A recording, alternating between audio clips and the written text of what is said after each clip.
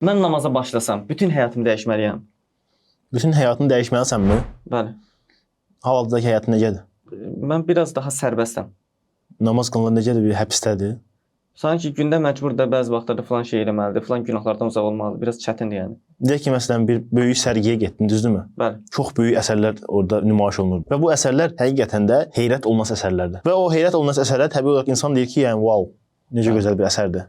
Yəni bunun üzərindən usta necə mahir bir sənətkardır. Bunu deyirsən da, Deyirəm. çünki əgər normal insan reaksiyalarını ölməyibsə, necə ki o tutulanda insan əlini geri çevirir, bu insanın onun reaksiyalarıdır. O reaksiya səndə ölməyibsə, sən bunu deyirsən ki, yəni wow, necə gözəl bir əsərdir. Wow, bunun üzərindən usta necə mahir bir ustadır. Eynən bunun kimi gördüyümüz bu kainat bir sərgi salonudur. Necə ki getdiyimiz sərgi salonunda kiçik bir yerdir. Orada bir iki dənə boya atıb və yaxud palçıqdan heykəl düzəldib.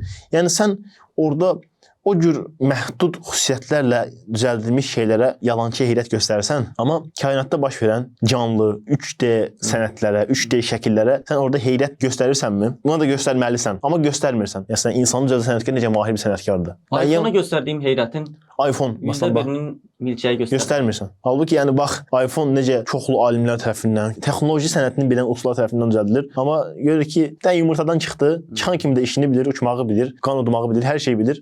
Yumurtadan Və çıxdı. sayı nə qədərdir? Nə qədər? Yəni burada bu heyrəti göstərmirik. Namaz da o heyrətin kəlmələri və hərəkətlər tökülmüş bir haldır. Bir də ifadə edə bilərsiniz, xoşuma gəldi. Namaz kainatda göstərdiyin heyrətin, məsələn subhanallah, elhamdülillah, Allahu ekber. Bu kəlmələrin nitqə və hərəkətə tökülmüş bir haldır.